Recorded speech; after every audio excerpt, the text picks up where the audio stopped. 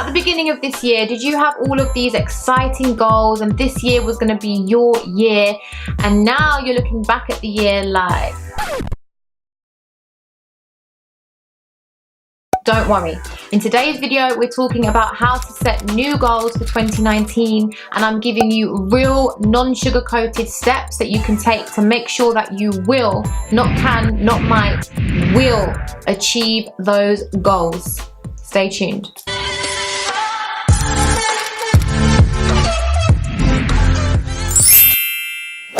Step number one is to break them down properly.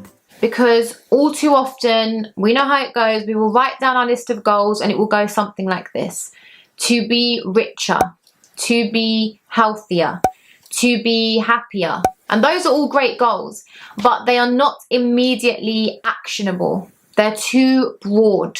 We wouldn't even know where to start to achieve those goals. So what I would say to you is, okay, you want to be richer, how much richer? So what is the exact amount of money that you want in your bank next year? And then when you have a much more specific goal, you can then attach an action plan to it, which is the key ingredient here. Another reason you want to do this is because when you break your goals down into bite size, every time you hit each milestone is positive reinforcement and it's lots of little wins.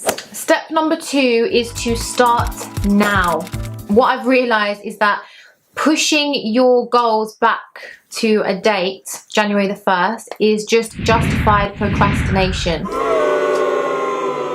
I'm sorry, but it is. Don't get me wrong, I'm obviously not a stranger to the whole concept of New Year's resolutions, new year, new start, but the definition of insanity is doing the same thing over and over and expecting a different result, right? The thing with setting goals is that the biggest key to it, more than writing them down, more than planning everything out, the key is action. So why wait until January 1st to take action? You build up this huge suspense, and it reminds me a bit of like a sugar high. So January 1st rolls around, you're really excited, you're go, go, go. And then February, March, April comes now, and the excitement of a new year is long gone, and the urgency of the end of a year is nowhere to be seen, and you're kind of in this in-between period, and it's very easy for motivation and excitement and all of that to die. Avoid that sugar high and crash by starting right now. Step number three is to tell people. Now, I know not everybody is big on that because not everyone has good intentions for us and energy is real. Totally get that. But I mean, tell people that you love and trust, who you know have your best interest at heart, even if it's just one person. Because if we set goals for ourselves and then we don't tell anybody about them and it's only us that know that we're supposed to achieve these things, if next year we don't achieve a single one, we can just hide away from it and pretend that we never set them in the first place with no consequences kind of thing. When you tell people or anybody, tell someone about your goals, there's someone to hold you accountable, because you don't want to be out here looking dumb. I'm part of a mastermind property group called Millionaire Young, and we have a group WhatsApp chat, and the display picture of our group chat is a list of all of our names and then our goals for this year next to it. And that group is about 50 people strong, so at least 50 people know my goals. And I don't want to be out here looking dumb. So it's just another incentive to keep you motivated to achieve your goals. And it's someone out there to hold you accountable, so you can't just hide away from them when you don't feel like achieving them anymore. Comment down below if you're going to try this step. I'm watching you. And step number four is to talk less and do more.